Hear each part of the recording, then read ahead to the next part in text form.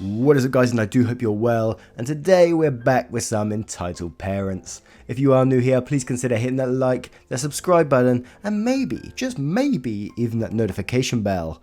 And we are slowly but surely, approaching that 35k mark, and when we do hit it, I will be giving away a few of those daddy cringe mugs. It made me cringe even just saying that. We're going to be giving away 5 of those mothers, and to make sure you're in with a chance, hit that subscribe and follow along. And with that being said, let's get started. The first story is by What the Hell 431. I witnessed an EM getting destroyed. I saw this today and I can't stop laughing. I was travelling in my city metro. It wasn't that much crowded at the time, but all the seats were occupied. Still, you could freely stand without being humped by a stranger. There was this kid sitting in the reserved seats. The ones for people with handicaps, pregnant women and old people. Definitely not for mums of 2-year-olds. He's probably 14 or 15, I don't know. He is the hero of the story here. Then at one stop, our EM comes in. She has this cute little child who is trying to keep up with his mum's pace. EM instantly sees our hero sitting at the reserved seat and just stares at him. I guess this was her way to make people automatically give away their seats or something. The kid didn't move though. This probably irked the EM a lot, because she moved towards the kid with heavy steps. She comes near him, stops, and again does the stare. The kid doesn't budge. Then she starts screaming. If she didn't have the whole compartment's attention earlier, she had it now. She starts berating the kid for sitting in a reserved seat and not giving it for someone more deserving, like a mother like herself with a young kid. I don't know what her logic was. The seats aren't reserved for them anyways. She just starts shouting and screaming and tries to get others' opinion on it, and for a while people were on her side. Then the kid out of nowhere rolls the right side of his jeans up and detaches the artificial leg and keeps it in front of EM. The look on her face was priceless. It looked like she was mortified and embarrassed at the same time. She just backed away silently and just got off at the next stop. I don't think that was her stop. That's just one of them prime examples where not all illnesses, physical disabilities or anything like that are visible all the time. You know, you hear this all the time about disabled spaces, disabled toilets, people saying, oh, you shouldn't be using that because you ain't got a disability. But there's people with IBS and all sorts and they still go, you know what, fuck those people, man. And fair play to that guy, just pulling his leg off and whipping it in front of EM. He should have beat her with it too. Next we have a story from Crypto7899. EM wants me to hide my scars. Potential trigger warning, suicide reference, normal intro stuff, first time post, mobile, etc, etc. Not going to bother with naming the cast because you're all smart people, I think. You assume too much. I'm only joking, people, don't get the pitchforks out now. So for a while I've been struggling with depression and anxiety, with support from professionals and friends, etc. I'm getting better now, but it's still there. The backstory to this event is that I had a breakdown a few months prior and had overdose and then cut my arms fairly considerably. Ended up in hospital, but made it. A few months after this, I was feeling happier and more confident for the first time in a long time, and went out to a restaurant with a friend to treat myself. It was a warm day, so I wore a t-shirt, which meant my scars were on display, and felt pretty good about myself. I had enough self-confidence to actually have them on display. After a while, I noticed a kid at another table staring at my arm. Well, it was already enough to put me on the edge a little, but I ignored it because kids stare at stuff, you know. So whatever. He then said something to his EP, and already my chest was getting tight because I could sense some level of bitchery about to happen. The EP turns around and leans across to me. The EP says, "Sorry, can you cover up your arms? My son doesn't like looking at them." I said, "It's too warm in here. We really don't want to see that sort of thing." "What do you mean?" The EP gestures to my scars. "All that mess." I silent stare as I feel more and more tense. "Oh, come on. I don't want my son to think it's something cool. You should really hide those so people don't get upset." I've gone quiet at this point because this has already upset me and I can feel a panic attack coming in. My friend also notices this. My friend says, "Leave him alone. It's none of your concern." Then the EP says, "All I want for him is to hide those disgusting scars." "Lady, try thinking before you speak. You're upsetting my friend. All I wanted was a simple request. If he doesn't want people to comment on it, then he shouldn't expose himself." I'm exploding into tears. "Sorry, I've been too busy with fucking trying to kill myself to look after my appearance." Then the EP says, "Well, that was unnecessary. How rude." My friend says, "Go away." He's the one making us uncomfortable. Can't you just take him away? He probably won't be here for much longer anyway. Oh my word. Getting triggered myself. At this point, I'm unsure if she means in the restaurant or the other thing. Either way, I've had enough, and I walk out of the restaurant in tears with a panic attack hitting me hard. My friend had a word with the waiter to make sure they didn't think we were dining and dashing, and they said to take all the time we needed. Sorry, there's no satisfying payoff here. No police, no arrest, no comeuppance, just a bitch who ruined my day. And that is just like the worst type of person. You can understand a child being sort of curious of what's on your arms and stuff, and I totally get that kids are curious like you say, but for the mother to say hide your scars because they're disgusting, I mean, oh come on man. The scars are alone tell the story that you've been through enough shit without someone else dumping on you like that, you know, fucking As I always say, you just do you and stay strong, and you just keep doing your thing, because there's always going to be disgusting people out there, and you just got to rise above that sort of stuff. Much love, and I hope you find better days ahead. Next story we have from Kashi Bear. Crazy racist entitled mum demands my cancer-ridden mother to give her our apartment. This story took place when I was in the 8th grade, going into high school. We lived in apartments that were subsidised by a Section 8, that were basically funded by grants for the project's self-sufficiency. This basically means we're allowed to live in the apartments as long as our guardians proved they were going to school or had a stable job. My mother was going to school to get her GED, then went on to get her bachelor's degree after that. She was also working at the housing authority of our town and was slowly but surely working her way up. Unfortunately, it was also at this time my mum was diagnosed with stage 2 uterine sarcoma. My mum started getting weaker after every chemo and radiation round, and eventually she got to the point where it was a struggle to get dressed. She had to start working by home, which meant she was being demoted until she could go into work again. Soon, summer started, so without school being in the way, I could help my mum with anything she needed and watch over my brother. This is where the crazy shit starts happening. For reference, our apartment was fairly large with 2 stories and on the 2nd level. There were only 2 levels on each apartment, so we only had neighbours downstairs on the side. 2 of our downstairs neighbours were incredibly entitled, and their children were equally entitled. The one neighbour I'll be referencing in the story, we're called Barbara. Sorry to all the good Barbaras out there. Barbara had a little brat, about 6 or 7-year-old boy, that was fueled by Doritos and Orange Crush soda, that went around on his scooter and hit the apartment doors with a damn hammer. He would then ride back down, and as he was riding past the doors, he would scribble things on the doors with a purple Sharpie. He then did the same with all the upstairs doors.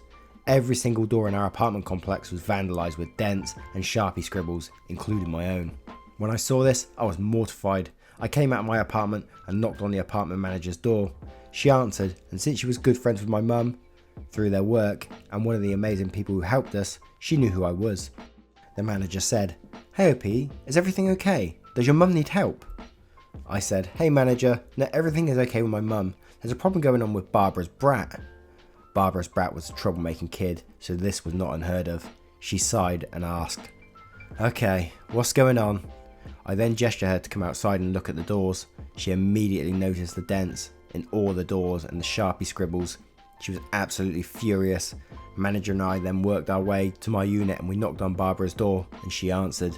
She swung the door open, you could hear it slam against the doorstop. She was wearing shorts and a tank top, barely kept everything in place. She had half a burnt out cig in her mouth. She took a long drag before she spoke. Entitled Barbara, EB, Manager M, me/OP, me, Barbara's brat, BB, my mother, Mum. EB said, "What do you need, M?" "Hello EB, we need to discuss the actions of BB." "What do you mean? He hasn't done anything. I swear if you're going to accuse him of some act then..." "EB, you'll please step aside and look at the doors, you'll notice what BB did. We have a witness here telling me she saw what he was doing." EB is now looking at me. "You? What could you have possibly have seen?" "BB has been riding his scooter the whole time, he hasn't done any of this vandalism. You probably did it and blamed it on my kid." I said, "EB, why would I vandalise my own door?" I then pointed my door and then back to hers.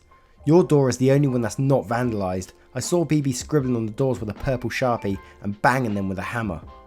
EB said, "That's fucking ridiculous. We don't even own a hammer. You know what? I will not stand for this bullshit. BB, come here." BB comes out of his room with a hammer in his hand and a purple Sharpie covering his hands, and some is even on his face. I start to smile that, I told you so smile. M looked at BB and then back to EB. The manager said, I'm sorry EB, but we're going to have to evaluate your future with your housing. You can expect to be billed for the repair and possibly replacement of the doors BB damaged. We'll be in contact with you very soon. EB is furious. She grabs the hammer and throws it out of her apartment and slams the door. Manager tells me that my door isn't badly damaged, and if I just take some rubbing alcohol, the Sharpie will come off the door. I thank her and then go home. Unfortunately, this was not the end. Not even an hour later, Barbara starts banging on my door. I look through the peephole and see her red with rage and another cig in her mouth.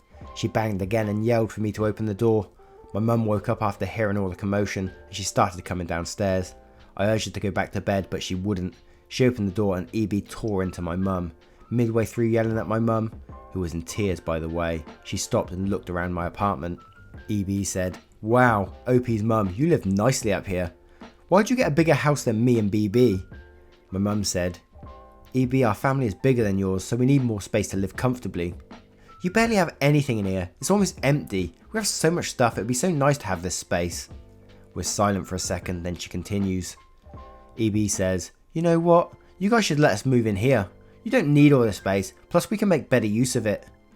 My mum says, "I'm sorry EB, that's not possible. We can't just... You work for the housing authority, so you can just file an order to switch us, can't you? After all, OP has subjected me and BB to harassment and false accusations. You really should raise your children to be more upstanding and not such liars. I didn't expect anything else from My mother had an incredibly hard childhood and life, and thus is very, very timid, as well as incredibly sensitive. She just stood there in tears with a hand on the wall supporting herself from falling or taking this verbal abuse. My heart broke with every little sniff my mum made. I couldn't stand by any longer, so I stood up for her. I said, "My mum is very sick, EB, you know that. You need to leave right now. We aren't giving you our house, and I did not make false accusation towards you or your kid. Please leave us alone." EB said, "How dare you? I'm an adult. I'm your superior. We deserve to have a bigger house. You need to get out because this is my house now, you beaners.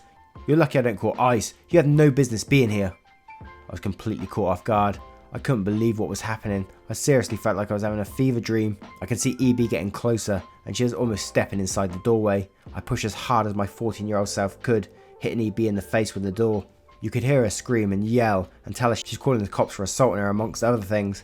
I can't be bothered to remember. I helped my mum back upstairs and console her. The cops were actually called out, but after talking to the apartment manager, EB and BB, as well as us, they had decided in our favour. Turns out we could actually press charges against EB and BB for vandalism and harassment. Needless to say, we did.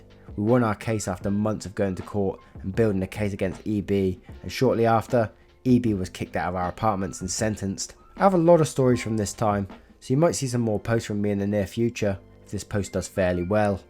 Oh my word, I mean, like, this family's already going for enough in life. It's like, it's always with these EP stories, and then they just suddenly come in and say, "Oh yeah, we're just going to move in your house." It's just like, she truly deserves that door in her face.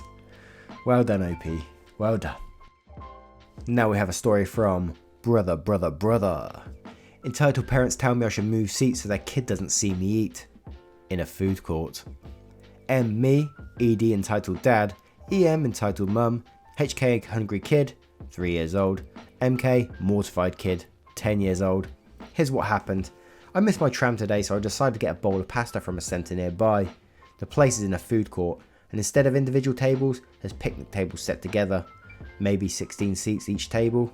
You find a seat and you sit in it, no matter who's around. So I grab my bowl of delicious hot pasta and look for a seat. Place is full, except for 3 seats all the way at the end of the hall. So I rush over there and put my bowl down, then dig in.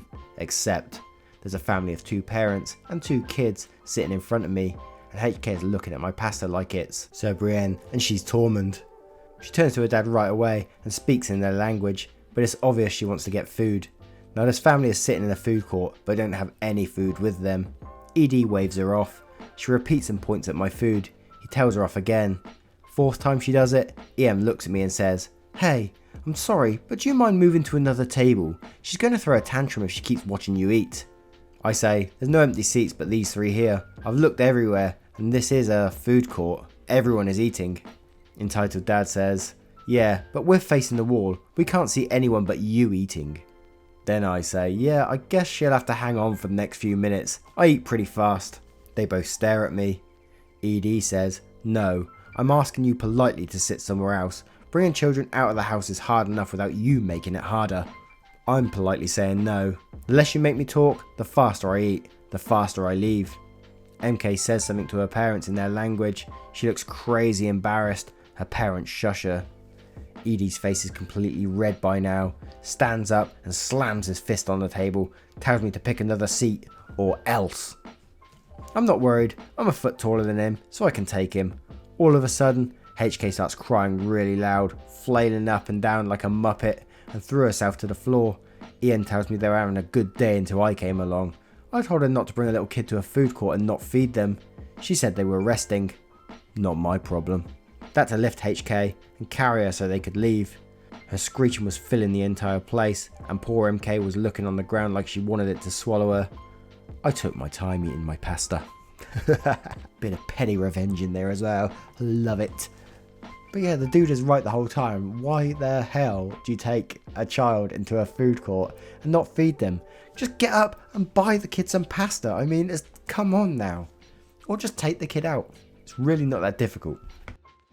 As always, guys, I'd like to thank you for being here. And as I said at the start, if you're interested in some daddy cringe mugs coming soon, then don't forget to subscribe, because I'll be picking from our subscriber base as a way of just saying, it's a very tiny thank you, I know, but it's a thank you nonetheless, because your support does mean the absolute world to me. Thank you very much, guys. Take care now.